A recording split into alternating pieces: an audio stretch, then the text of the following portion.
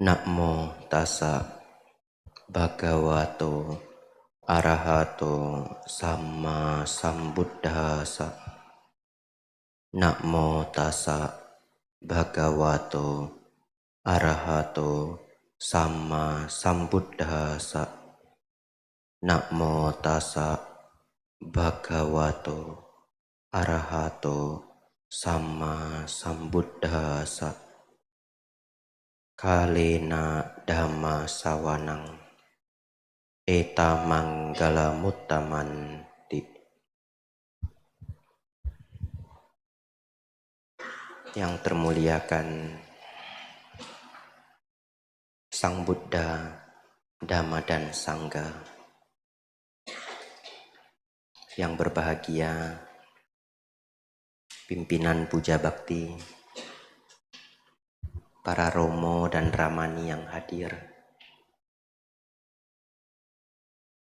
para pengurus dan keluarga wihara, serta Bapak Ibu, saudara-saudari semuanya, selamat siang. Namo Buddhaya. Namo Buddhaya. Bapak Ibu Saudara, tadi saya hitung kasar, mungkin yang hadir ini 190 orang. Mungkin ya, karena ngitungnya sulit, pakai rumus segitiga. Nah, ini orangnya segitiga, ya kan? Kalau barisannya rapi, hitungnya gampang. 2, 4, 6, belakang 12, 72. Betul ya? Nah ini segitiga. Mungkin 190. Nah nanti ada yang rajin, silahkan hitung, lapor ke saya. Bapak Ibu Saudara,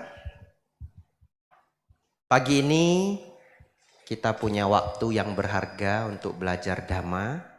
Kesempatan yang sangat baik. Dan puja bakti itu biasanya pembahasannya tidak terlalu mendalam. Biasanya yang mendalam itu Dhamma kelas. Tapi saya berpikir kalau tidak sedikit mendalam nanti tidak ada kemajuan juga. Oleh karena itu biasanya pelajarannya saya campur. Ada yang beginning untuk memahami Dharma di awal, ada yang mendalam sedikit ya, sehingga semua mendapat pelajaran. Bapak Ibu Saudara, pagi hari ini saya pikir Dharma yang akan dibahas pagi hari ini baik sekali. Semoga Bapak Ibu mendapatkan manfaat besar ya. Yang pertama,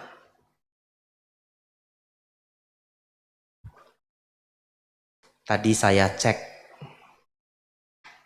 di Wikipedia, tapi datanya dari WHO.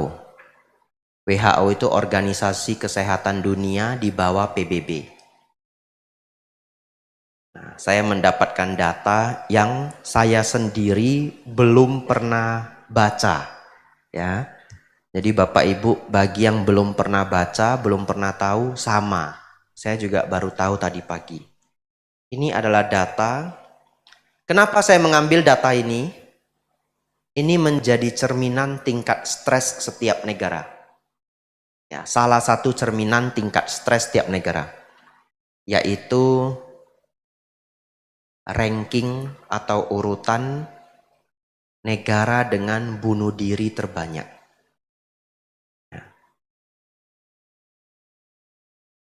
Bapak Ibu Saudara, mau mulai dari yang paling baik atau buruk? Buruk dulu ya. Ya, buruk dulu. Kalau Bapak Ibu nonton film baru mulai sudah ada yang mati. Nah, itu film yang bagus. Ya, itu teori untuk novel kriminal. Teori di novel kriminal ya. Saya pernah belajar teori-teori penulisan buku. Teori penulisan buku kriminal itu baru mulai sudah ada yang mati ya. Bapak Ibu Saudara, ini negara dengan tingkat bunuh diri terbanyak di dunia. Setiap 100.000 jiwa 72,4 orang suicide, bunuh diri. Ya, kenapa ada komanya Bante? Apa cuma mati sebagian? Enggak ya, karena ini angka matematika. Ya, 72,4. Ya. Berarti kalau 1 juta orang ya dia jadi bulat, jadi 724 orang. Bapak Ibu Saudara, ini negaranya. Saya pengen tahu, ada nggak orang di sini, Bapak Ibu, yang pernah mendengar nama negara ini? Kalau ada nanti tunjuk jari ya. Karena saya belum pernah dengar negara ini. Lesotho. Ada? Wah, luar biasa ya. Ini Pak Bapak Ketua Karaka ya. Iya. Jadi Lesotho, 72,4 orang meninggal per 100.000 jiwa. Ini banyak banget ini. Sekarang nomor 2 ya. Tidak pernah dengar juga ini. Guyana. Ada yang pernah dengar ya? Afrika ya, Guyana. Tingkat stres mereka sangat tinggi juga. Tidak tahu stresnya karena apa, belum ada waktu untuk saya pelajari. Apakah masalah politik, ataukah mungkin sedang perang, atau apa, saya tidak tahu. Ya, Guyana. Yang ketiga, makin tidak pernah dengar. Ya, yang nomor 2 itu Guyana kayak masih samar-samar gitu ya. Ghana, Guyana, Afrika gitu ya. Nebak-nebak masih dapat. Yang 3 ini saya ndak pernah ada gambaran negara dengan nama ini. Eswatini. Ya. Tadi Guyana 40,3 korban per 100.000. Ini Eswatini 29,4. Selanjutnya negara terkenal. Nah, siap-siap ya. Pasti nebaknya salah. Ya, silahkan Bapak Ibu tebak di pikiran Anda ya. Sangat terkenal. Ini dekat di hati Bapak Ibu. Korea Selatan. Nah, ya. Korea Selatan. 28,6 orang meninggal per 100.000. Dan yang terakhir, Kinbati, ya, 28,3. Ini 5 negara dengan kasus bunuh diri terbanyak di dunia. Jepang Bante, Jepang. Nah, penasaran toh? Gawat, saya lupa nulis rankingnya ini Jepang. Cuma ada angkanya ya. Baik, Amerika Serikat itu ada di urutan 22. Jadi ini buruk. Dengan 16 kasus per 100.000 jiwa.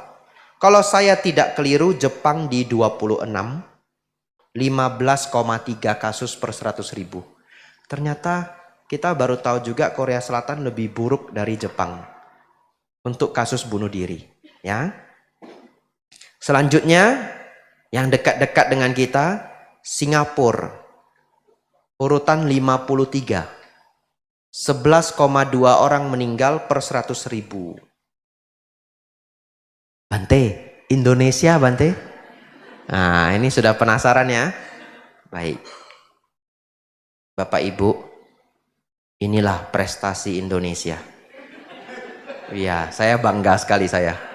Ya, karena saya sering sekali melihat ranking universitas terbaik di dunia. UGM ranking berapa, UI ranking berapa, ranking tingkat korupsi di Indonesia, di dunia, ranking tingkat polusi di dunia, ya. Akhirnya Indonesia ini ranking kita. Ini bagus punya ini. Betul, ini bagus punya.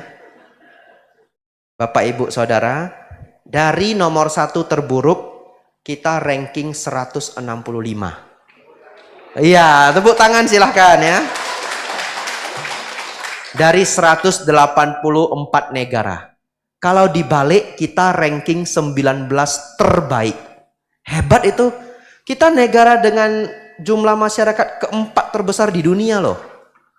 Dengan kehidupan yang populasinya sebegitu tinggi di Jakarta. Betul ya? Dengan UMR yang tidak terlalu tinggi. Beras naik harga terus. Ternyata kita kuat juga ini. Nah, imun mental kita ini hebat ya. Ternyata orang Indonesia tidak gampang kena mental. Luar biasa ya.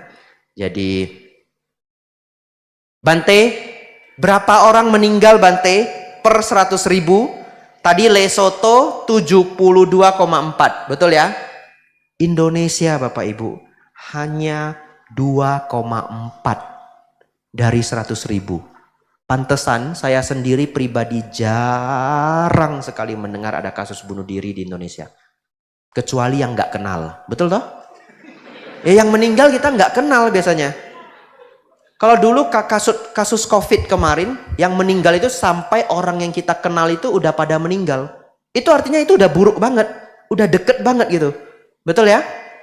Ya, kalau yang meninggal itu kita masih belum kenal, berarti angkanya masih rendah. Ya. Bapak Ibu Saudara, ini saya kasih tahu cepet-cepet yang the best ya, yang cepet-cepet. Juara 1 di dunia paling rendah Antigua dan Barbuda. Itu nama negaranya. Antigua and Barbuda. 0,4 per 100.000. Nomor 2 Barbados. 0,6. Nomor 3 Grenada. 0,7. Nomor 4 Saint Vincent and Grenadines. 1 orang per 100.000. Dan nomor 5 adalah Sao Tome and Principe. 1,5 orang per 100.000. Semua negara ini saya tidak pernah dengar. Yang saya tahu Indonesia top 20 ya.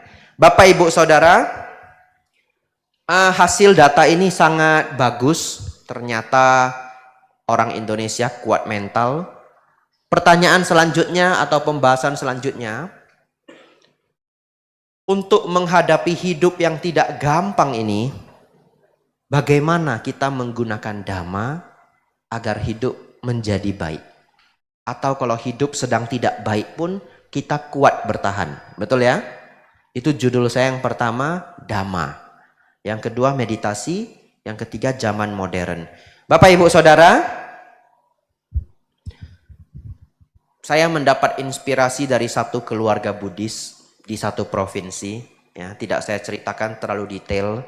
Ya, tidak enak ngambil keluarga seseorang terlalu detail sebagai contoh, karena nanti keluarganya mungkin juga nonton di online. Walaupun ini baik. Saya datang ke satu provinsi, diundang makan siang, ya keluarga ini menjaga saya selama beberapa hari, diantar kemana-mana, dari airport, dari mana, dijaga selama beberapa hari. Bapak Ibu Saudara, ayah dari keluarga ini punya filosofi yang bagus sekali, dia ambil dari Dhamma. Ingin saya share pagi hari ini. Saya mau pinjam buku Parita Biru. Ya. Makasih ya. Ayah dari keluarga ini Bapak Ibu selalu mengulang, yang paling penting kita hidup ikut Manggala Sutta. Ya. Jadi dia selalu ngajarkan ini ke anak, ke istri, ke saudara lain. Yang penting kita ikut Manggala Sutta, itu udah benar, kata bapak ini. Satu ketika saya di mobil ya, mereka tanya jawab dhamma dan sebagainya. Tiba-tiba ayah dari keluarga ini tanya saya, Bante, saya dari dulu Bante, punya prinsip di keluarga saya. Yang penting ikut Manggala Sutta. Iya toh Bante, dari semua Dhamma Sang Buddha kan yang paling penting Manggala Sutta toh Bante. Itu. Jadi saya diminta dadaan klarifikasi Bapak Ibu. Saya berpikir ini jawab apa ya? Mungkin kalau salah jawab itu disuruh turun ya. Enggak juga ya, pasti tidak disuruh turun ya. Tapi kan kita tiba-tiba diminta klarifikasi dadaan begini ya. Dalam hati saya, ya tidak. Bagaimana semua Dhamma Sang Buddha itu kita mengatakan Manggala Sutta saja yang paling penting? Tidak. Karena Dharma itu begitu luas. Setiap sutta-sutta yang lainnya itu juga penting.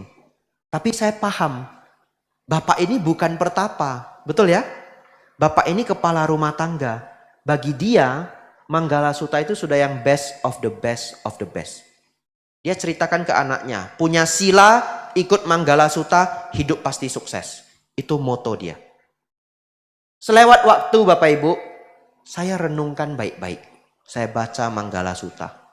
Kenapa Bapak ini begitu mengutamakan Manggalasutta? Setelah saya baca pelan-pelan Bapak Ibu, ternyata Bapak ini sangat benar. Kalau seseorang mendidik keluarganya mengikuti jalan yang dianjurkan Sang Buddha di Manggalasutta, pasti sukses. Mari kita buka bersama.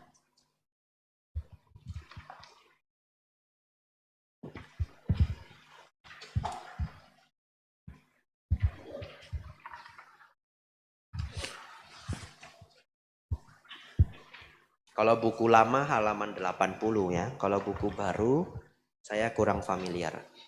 78 Bapak Ibu ya.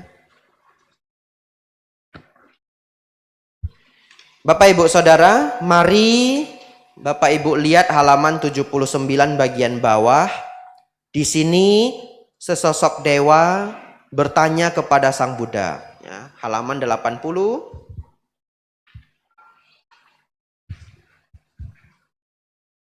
Oh Sang Buddha, banyak dewa dan manusia mengharapkan kebahagiaan, mempersoalkan tentang berkah. Mohon ajarkan Bante, apa berkah utama itu? Bapak Ibu Saudara, ini yang selama ini Bapak Ibu cari ya. Berkah itu bisa disinonimkan rejeki, kemudian kemujuran, hoki, betul ya? Ini yang selama ini Bapak Ibu cari. Yang pertama, saya tidak akan bahas semuanya karena semuanya bagus. Saking bagusnya ini Bapak Ibu baca dari bagian mana aja, pasti Bapak Ibu dapat inspirasi.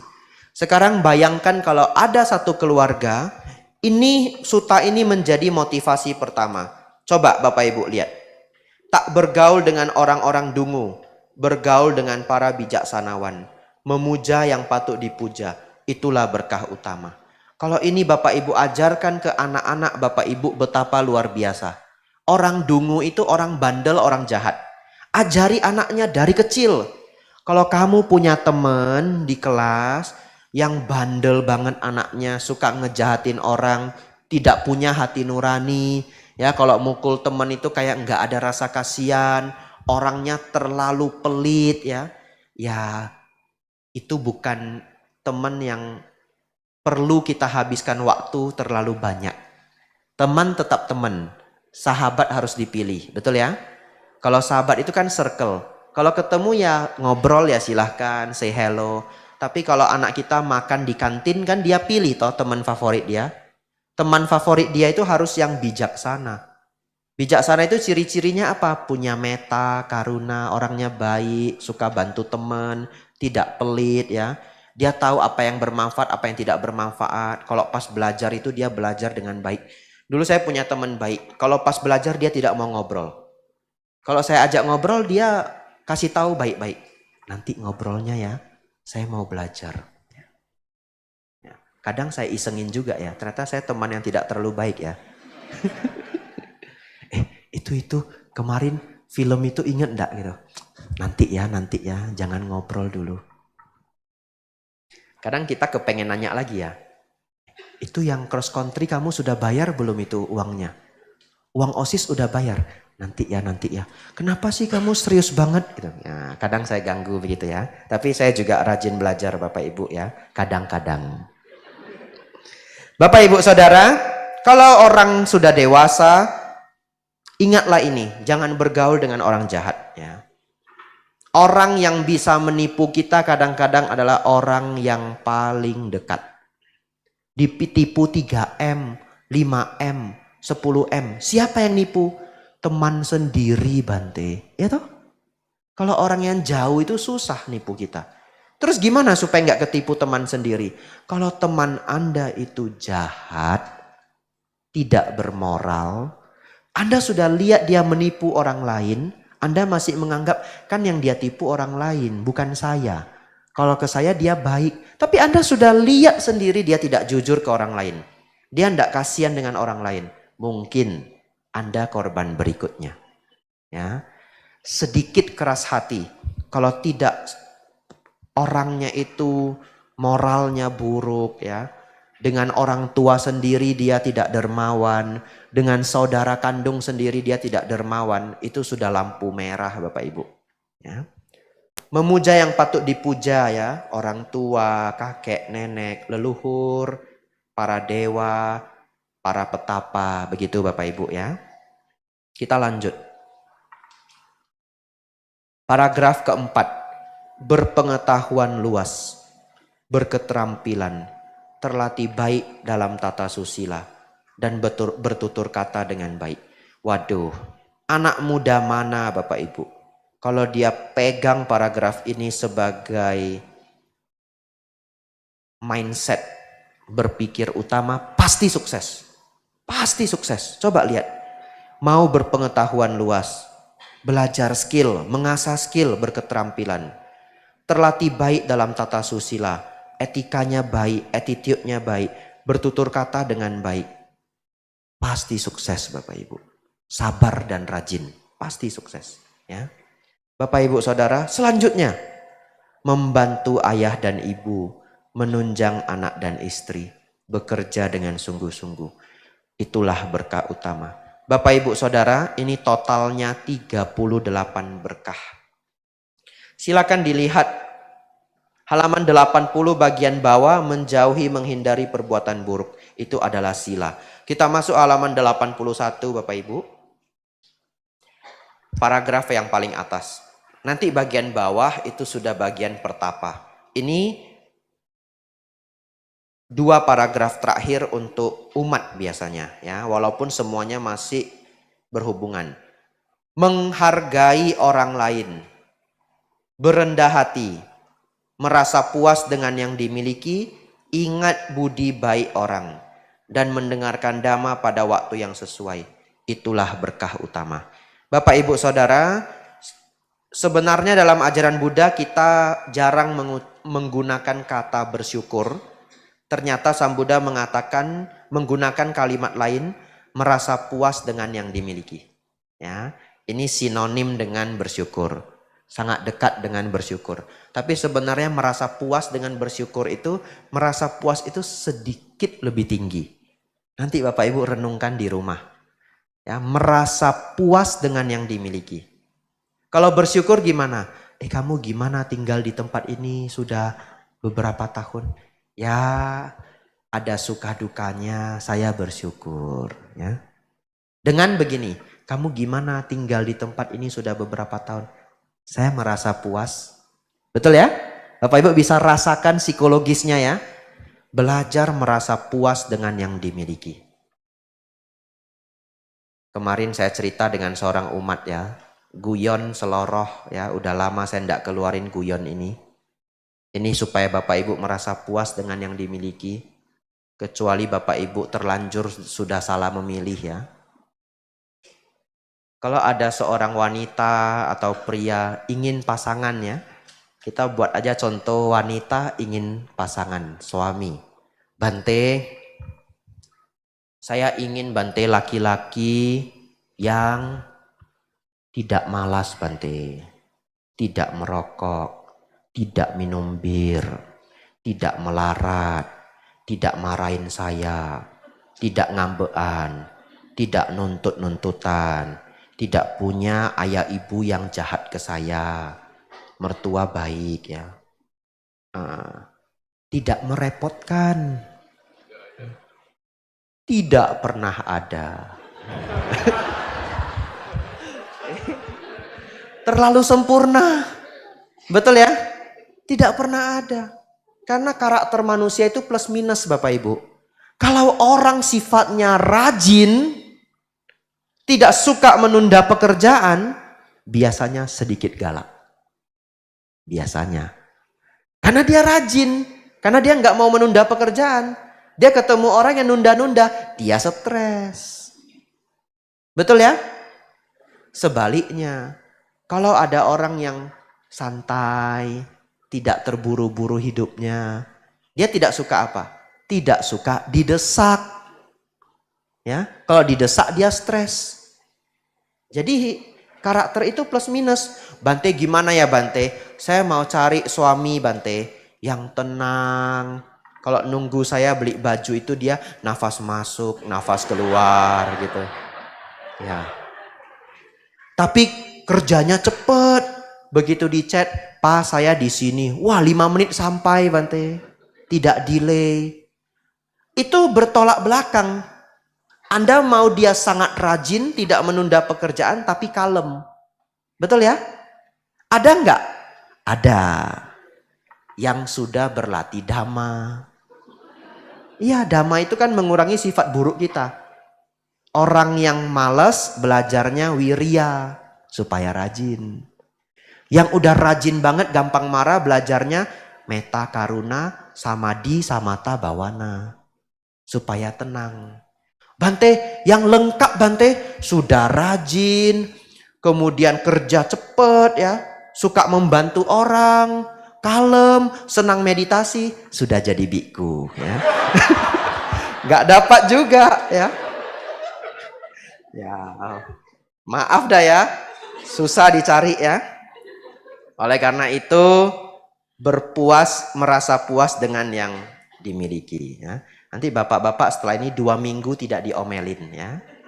Ya, mau jangan lupa ini ingat budi baik biku abijato. Nah, 2 minggu nggak diomelin karena istrinya berpikir berpuas diri. Kata Bante, manusia tidak sempurna ya. Ya, tapi kenapa 2 minggu Bante? Ya, bulan tua kumat lagi ya. Ini sudah tanggal 15-16 ini. Ya. Paragraf selanjutnya sangat luar biasa Bapak Ibu. Memiliki kesabaran atau ketahanan. Ya, memiliki ketahanan. Kalau Bapak Ibu orang yang punya ketahanan tinggi, kemana aja bahagia. Kalau panas tidak rewel. Tempatnya berdebu tidak rewel. Sedikit dingin tidak rewel. Belum waktunya makan tidak rewel. Kenapa praktek atasila nih? Kenapa praktek atasila? Lewat jam 12 tidak makan. Supaya Bapak Ibu punya ketahanan. Satu ketika Bapak Ibu kerja ikut orang. Kerja tidak harus digaji. Mungkin kerja membantu wihara. Jadi relawan. Makanan belum datang. Sudah jam 3 sore. Tidak gusar. Tidak apa-apa. Toh kalau saya atasila saya juga puasa. Betul ya? Tidak rewel. Kalau Bapak Ibu tidak rewel, punya ketahanan, kemanapun bahagia. Bapak Ibu Saudara, saya geletak di mana aja bisa tidur. Ya, saya geletak di mana aja bisa tidur. Yang penting tidak terlalu dingin. Kadang-kadang saya dapat tempat di wihara yang kutinya itu misalkan, saya alergi debu Bapak Ibu. Misalkan debunya parah banget dan saya lupa bawa masker. Tidak rewel. Kenapa? Malam-malam umat sudah pulang. Saya cari ini asana. Asana itu tempat duduk ini. Nah susun. Ada asananya yang rata. Kalau yang ini tidak rata sulit. Susun 3-4 biji. Tidur. Ya, tidur di depan Sang Buddha. Atau tidur di samping begitu. Sudah. Besok pagi bangun. Tidak ada yang tahu bahkan Bapak Ibu. Tidak ada yang tahu. Ya. Tapi sekarang ada CCTV ya. Nanti pengurus wiharanya mikir nih Bante kenapa dikasih kuti tinggalnya di Dharmasala ya. Bante kenapa tinggal di Dharmasala? Meditasi berbaring gitu. Bapak Ibu Saudara, punya ketahanan, punya kesabaran, mudah dinasehati. Mengunjungi para biku pada waktu yang tepat dan membahas dhamma pada waktu yang sesuai. Itulah berkah utama. Bapak Ibu selanjutnya adalah bagian yang didominasi untuk pertapa, tapi Bapak Ibu tentu boleh mempraktekkannya. Bersemangat dalam mengikis kotoran batin, kemarahan, keserakahan, kesombongan. Menjalankan hidup suci, melihat jelas 4 kebenaran Arya dan mencapai nibbana. Itulah berkah utama. Meski disinggung oleh hal-hal duniawi, batin tak tergoyahkan. Tiada sedih, tanpa noda dan penuh damai. Itulah berkah utama. Setelah melaksanakan hal-hal seperti itu, para dewa dan manusia tak terkalahkan dimanapun. Mencapai kebahagiaan dimanapun berada. Inilah berkah utama bagi para dewa dan manusia. Bapak Ibu Saudara, saya titip. Sering-sering membaca makna Manggala Sutta. Kalau ada waktu, baca juga dengan palinya. Kalau sedikit waktu, Bapak Ibu ingin baca parita setiap pagi, boleh hari ini baca palinya, besok baca bahasa Indonesianya. Ya, diseling-seling. Hari ini Manggala Sutta, besok Karania Metta Sutta. Jadi walaupun sedikit waktu, tapi terbaca banyak parita. Caranya itu diganti setiap hari. Saya puja bakti di Thailand, chanting pagi untuk para biku. Setiap malam sutanya itu jalan. Suta itu jalan artinya pelan-pelan dari halaman 1 sampai halaman terakhir. Tapi di Thailand bukunya 550 halaman. Ya, jadi mungkin 4 bulan, 5-6 bulan baru balik lagi ke halaman 1. Bapak Ibu, sebenarnya saya juga berniat membahas Karania Metta Sutta. Sudah saya catat di sini, tapi tidak disangka waktunya tidak cukup. Ya, oleh karena itu saya skip bagian Karania Metta Sutta. Dulu pernah saya ceramahkan di Wihara Dhamadipa, nanti coba cari rekaman yang lampau. Hari ini di sini bahas Manggala Sutta. Bapak Ibu Saudara, yang kedua, meditasi. Walaupun Bapak Ibu tidak semua sering bermeditasi, fokus dengan pertanyaan ini, Bapak Ibu akan mendapatkan manfaat. Bante, mengapa ketika saya bermeditasi, pikiran sering mengembara? Padahal meditasi itu kan dianjurkan. Nafas masuk, nafas keluar, pikiran tidak mengembara. Pikiran melihat nafas masuk, nafas keluar. Mengetahui nafas masuk, mengetahui nafas keluar. Tapi kenapa ya Bante? Pikiran saya itu sering mengembara. Bapak Ibu Saudara, itu karena ketika pikiran seseorang, ini poin penting hari ini ya, fokus Bapak Ibu. Ketika pikiran seseorang tidak mengembara sama sekali, batin tidak ngomong dengan diri sendiri, tidak membayangkan ini dan itu. Pikiran Bapak Ibu itu sering ngomong dengan diri sendiri dan membayangkan gambaran-gambaran ini dan itu. Contoh, kalau saya sebut, Bapak Ibu jangan bayangkan pagar rumah Anda masing-masing. Ya, jangan ya, itu ada jerujinya, entah warnanya apa gitu, jangan dibayangkan. Pasti ada yang membayangkan. Ya, otomatis keluar sendiri. Ya. Bapak Ibu Saudara, pikiran kita itu mengeluarkan gambaran-gambaran dan ngobrol dengan diri sendiri. Ketika dua ini, obrolan hati dan gambar pikiran, tidak ada, diem. Selama bermeditasi, katakanlah 2 jam. Itu adalah pencapaian jana kedua. Jadi, bagi seorang pemula, ketika bermeditasi pikirannya masih mengembara, kenapa? Karena belum jana kedua. Itu adalah prosesnya. Dan itu memakan waktu cukup lama. Dan perlu jam terbang. Ya. Kalau 1 hari meditasi 2 jam, temannya 1 hari meditasi 15 menit, maka yang meditasi 2 jam itu 8 kali lebih cepat. Betul ya? Ya, jadi tidak ditanya berapa tahun Bante supaya capai jana kedua. Yang pertama, setiap orang punya potensi berbeda-beda. Kedisiplinan dalam latihan, pemahaman dalam dhamma, dan yang lainnya dan yang lainnya. Bapak Ibu Saudara, 3 kondisi pikiran akan terjadi ketika Anda bermeditasi. 1, Anda fokus pada objek, apapun objek itu. Hari ini kita beri contoh nafas masuk, nafas keluar. Bayangkan, nafas masuk, nafas keluar. Satu ketika pikiran mengembara, terpikir, besok hari apa ya? Besok hari apa Bapak Ibu? Senin. Mau masak apa ya?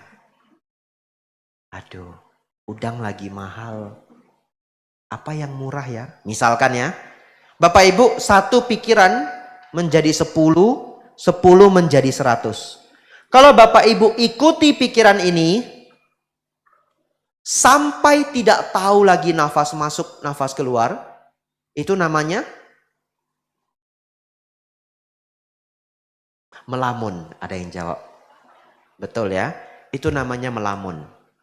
Kondisi pertama bagi seorang pemula ketika meditasi, melamun.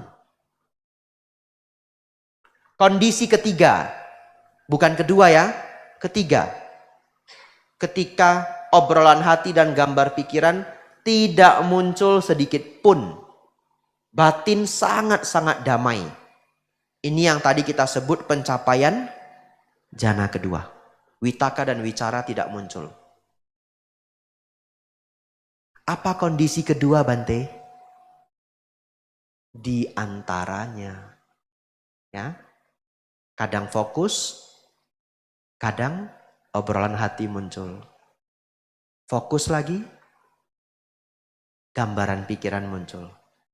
Kalau Bapak Ibu masuk ke kondisi kedua, nafas masuk, nafas keluar. Mengetahui nafas masuk, mengetahui nafas keluar. Tapi ada pengembaraan pikiran. Pikiran ini masih ngomong-ngomong, besok hari apa ya? Besok masak apa ya? Tapi Bapak Ibu masih mengetahui nafas masuk, nafas keluar. Biasanya obrolan hati itu muncul sedikit putus. Muncul sedikit putus. Karena tidak dilanjutkan. Kalau dilanjutkan namanya melamun. Betul ya? Tidak dilanjutkan. Ada, tapi tidak dilanjutkan. Bapak Ibu masih mengetahui nafas masuk, nafas keluar. Ini sudah benar. Jadi kondisi mental seorang meditator di tahap awal adalah kondisi nomor 2. Ini yang sudah benar. Dia akan berproses menuju kondisi ketiga. Tapi ini butuh waktu. Biasanya bisa bertahun-tahun. Ya.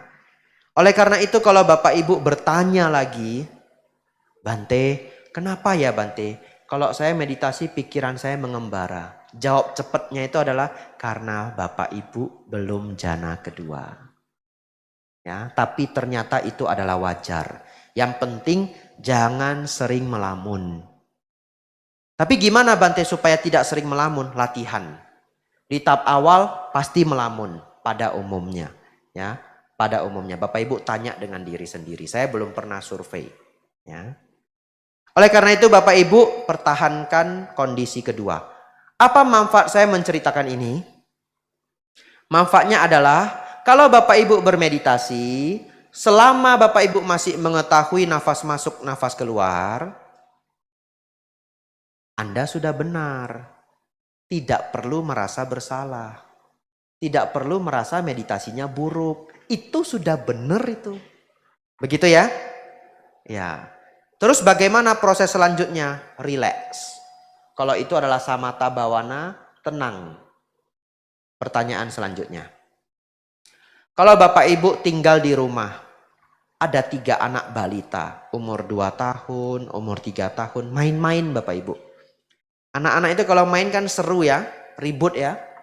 Tapi Bapak Ibu sedang ada PR. Katakanlah Bapak Ibu sedang buat laporan belanja organisasi. Katakan begitu ya.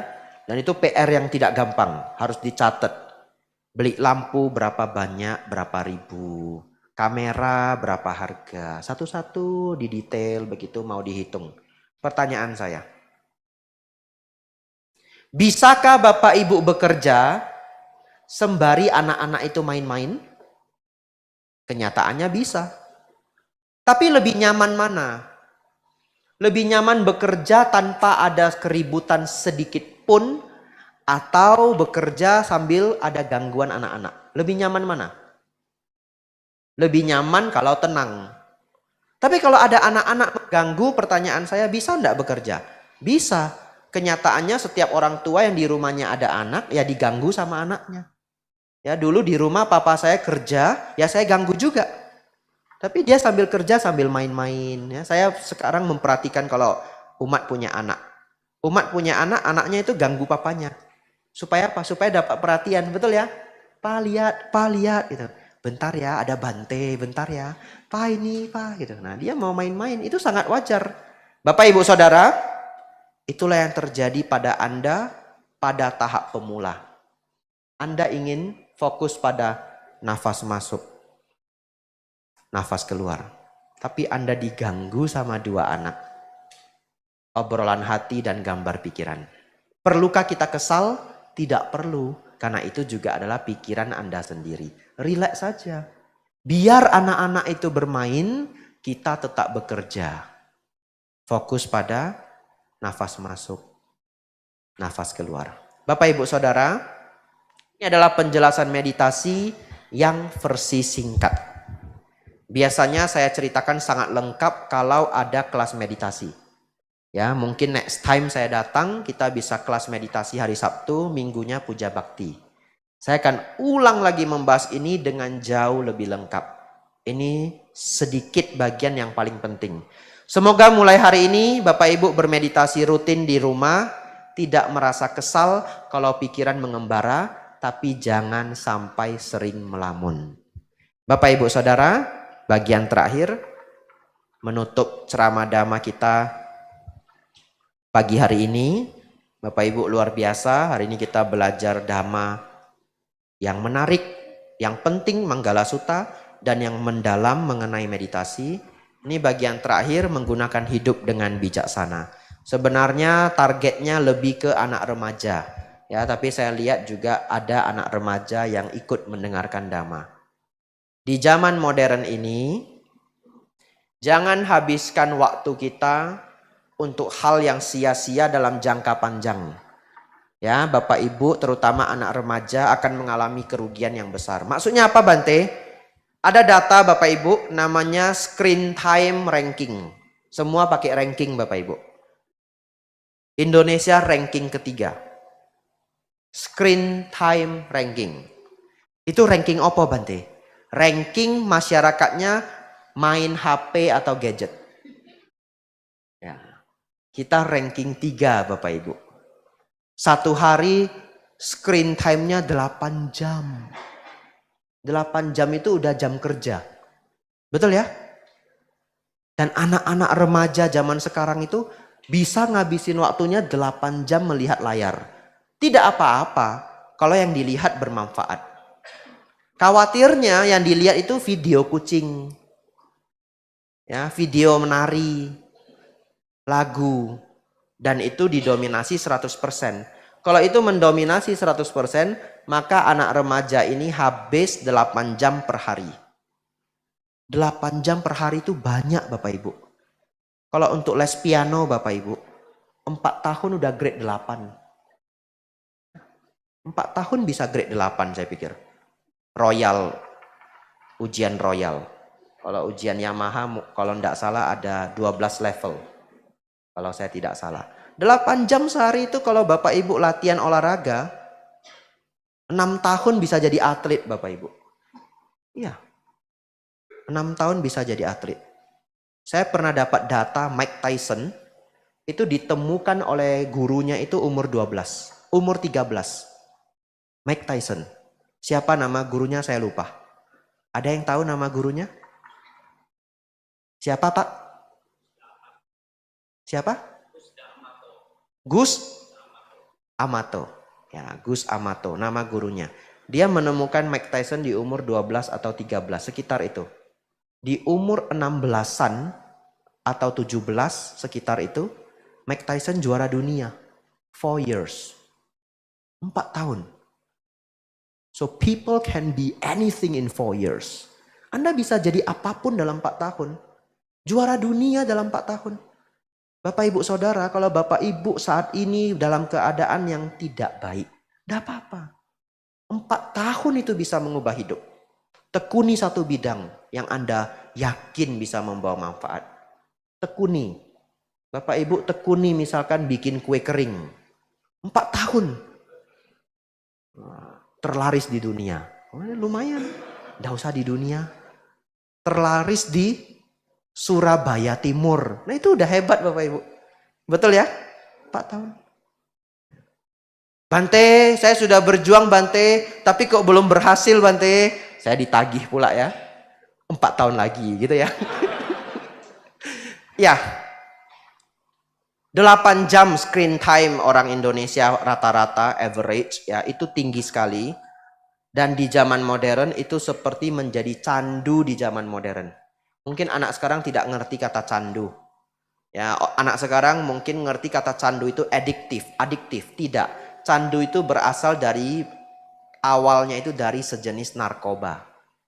Nama narkobanya adalah candu. Ya. Dan ini menghancurkan negara Tiongkok. Candu ini dimasukkan oleh negara-negara Eropa kalau saya tidak keliru untuk pertukaran dagang. Akhirnya banyak orang Tiongkok di zaman itu, zaman candu, semuanya menggunakan narkoba dan negara itu hancur pelan-pelan. Drop ekonominya. Bapak Ibu Saudara, karena kecanduan itu membuat negara menjadi merosot. Saya pikir media sosial yang dipakai dengan tidak bijaksana bisa menjadi candu zaman modern. Ya, saya ingin semua yang hadir di sini, terutama anak-anak remaja, bijaksanalah. Saya tidak melarang Anda untuk entertainment karena Anda bukan biku. Screen time Anda 8 jam, bagaimana kalau 5 jam yang berguna, 3 jam yang entertainment. Ya. 5 jam yang berguna apa Bante? Cari self improvement, dokumenter, dengar dhamma, topik yang Anda suka ya, yang kuliahnya ekonomi, belajar bisnis, cari orang-orang besar yang Anda suka di bidang Anda, yang suka pertanian ya nonton mengenai pertanian ya. Artinya waktu itu tidak habis sia-sia. Bapak Ibu Saudara, ini bagian terakhir untuk mengatasi masa modern. Semoga terutama anak remaja yang hadir tidak ketagihan konten yang tidak ada isinya. Mulailah mengarahkan diri ke konten yang banyak manfaatnya. Bapak Ibu Saudara, semoga Bapak Ibu semakin maju dalam dhamma, maju dalam kehidupan. Sabe sata bhavantu sukhitata. Semoga semua makhluk hidup berbahagia.